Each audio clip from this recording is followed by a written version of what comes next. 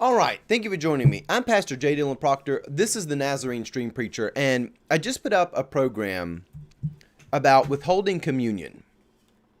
And this is largely about some Catholic bishops who have gotten together, and a large number of Catholic bishops, by the way, to withhold communion from Joe Biden and other abortion endorsing and advancing politicians. And while I had a whole program on that, there's a whole nother side about this that I want us to talk about, because there's a reason why so many people don't want this to happen, including people in the church. One of the scams that's been going on for a long time within the church, and really just in a lot of sectors of American culture, is this lie that says those who speak nice, like Joe Biden, are nicer, they're better, they're more Christian than someone like Trump simply because he speaks rough. We have seen this so many times. People who speak rough, they're bad and have to be sent away. Those who speak nicely, they are by default better. Now, what's crazy about this is that we've seen the people who speak nicely do just crazy corruption, huge amounts of evil, time and time again, even lying while they're speaking nicely. But as long as they do it in a nice tone, they get away with it, because nobody reacts to the nice words as if they're bad and sinful, as long as they're said nicely. Now, again, just using the illustrations of Trump and Biden, that doesn't mean that Trump is somehow saintly because he speaks rough. But the core premise that those who speak nicely are better than those who speak roughly is one of the biggest canards and scams that has been worked over in American politics. And if the Catholic Church comes forwards and officially rebukes somebody like Joe Biden and says you cannot have communion, that puts a huge wrench in that lie. There's no longer that fig leaf to hide behind that says, oh, those who speak nicely are better than others, because it recognizes that despite the nice word said out in public, the real evil of advancing evil that goes on, not always behind closed doors, a lot of times out in public, but it's just done in a nice tone, that indeed is horrendous evil. And it's not even a biblically founded argument, because you looked out the Old Testament, I just got done reading 1 Kings 18, where Elijah the prophet goes up against the worshipers of Baal. He's pretty harsh to him. He mocks them. He speaks roughly with them. Paul speaks very roughly with people, very crudely with people. Jesus says some pretty harsh things to people. Get behind me, Satan. He calls people broods of vipers. We find throughout Scripture, including Jesus himself, people talking rough about people. And this whole idea that,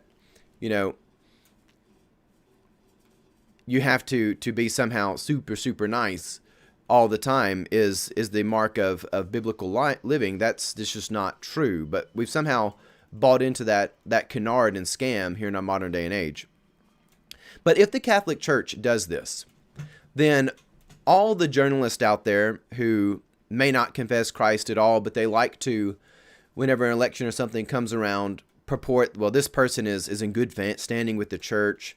They're so much more Christian. How could you ever vote for the rough-speaking people when you have this sort of, Christian man over here? If they do this, then that tears down the whole canard, the whole scam that those who speak nice are more moral than those who speak rough. That scam is tore down if they do this, because it will expose the truth that a lot of people who speak nicely do wicked things. They're like Psalm 94:20. They frame mischief by law. They talk smooth while they do it. The devil also talks smooth in the garden. But it exposes the smooth talkers is what it does. So I've already discussed a lot of things about this. I just wanted to throw out that addendum because it's a really important point to make. People don't want to let go of that idol. They don't want to let go of that fraudulent line of thinking that says those who talk nicely are therefore nicer. They don't want to let go of that. They don't want that to fall away, because there's not a lot of real substance behind that. When it comes to something like the issue of abortion, there's really no case to be made for it if you're a critical thinker. You always have to deflect. When somebody says, do you think a 15-week-old unborn baby is a human? You have to say, oh, are you asking me about women's health care? You never can address it head on because there's no substance there. There's no real meat there. if you talk about things truthfully, if you use synonyms, if you actually gather different angles and viewpoints on it, you will quickly find that, well, the unborn child is indeed a full human made fully in the image of God. They're developing, certainly, but they have their own DNA. They're fully made in the image of God. And, whatever we do as people, we are our brother's keeper. And in the case of mothers, by the natural law and moral law, they are the keeper of their children while they're in their womb. Their autonomy is attached now to the autonomy of their children. It's a significant responsibility.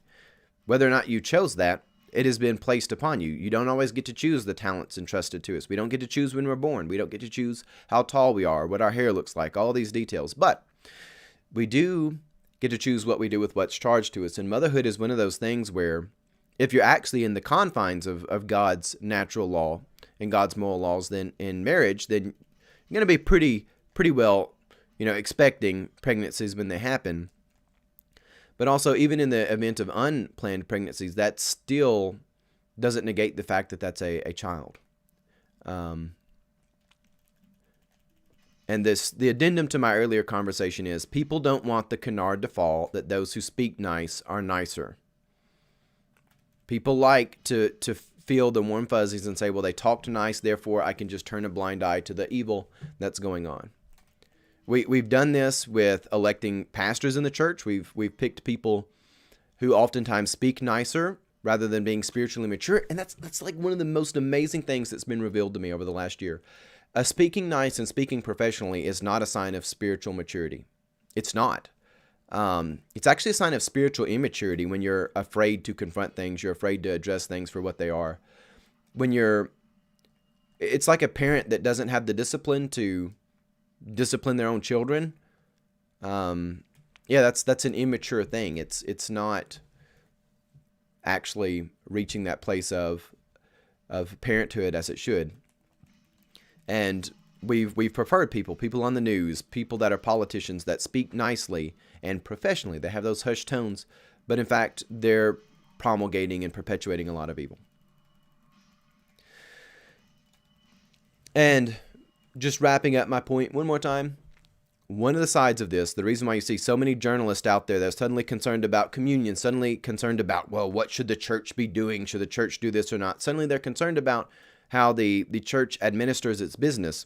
Well, one of the reasons why is they don't actually have a lot of arguments on that side of the aisle with things like abortion, and they need people to not be asking for arguments. They need people to be listening in on the emotions that said, well, they speak nice, therefore they must be. And if the church exposes that that's a fraud, if the church comes out and says, no, we recognize that sin over there and we're calling it out, if there's out in the open evidence, official rebukes of sin that cannot be ignored, well, then they're out in the open and they cannot be ignored. And people want to ignore that. They don't like to see sin called out by the church. All right, so there's my little addendum to this conversation. I hope that we've been able to arrive at some places of critical thinking. May God bless you.